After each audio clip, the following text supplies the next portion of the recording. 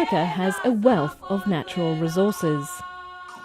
It has 12% of the world's petroleum and 30% of the planet's known mineral reserves.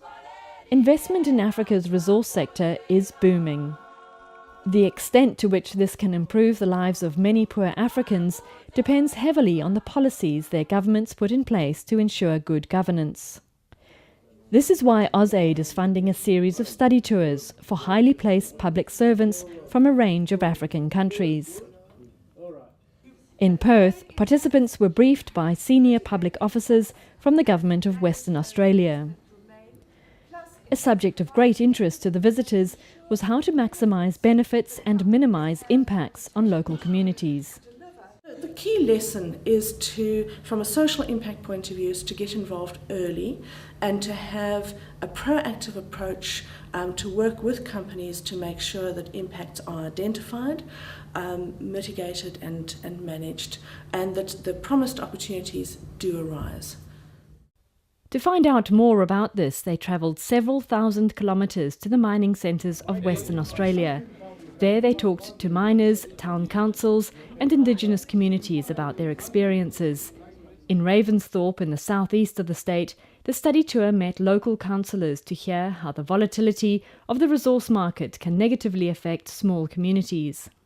One day we were a community of farmers, and then suddenly we find that we were involved with a big company, BHP, international company, and they were preparing to actually invest $2.2 billion in our town.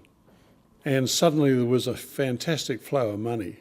And this mine had a 25-year life, and everything was go, go, go. And suddenly one day, the board decision was made somewhere, and they closed the mine. They closed the mine instantaneously. Well, the impact really was phenomenal because we had people who, came to settle because we had 25 years of life. They suddenly found that they had no job and had a large mortgage and had to move away and leave a house where it suddenly had gone from $700,000 down to about $300,000. It shows that the problem in the mining sector is not unique to one particular country. It's the same all over. Environmental problem, social problem, employment problem.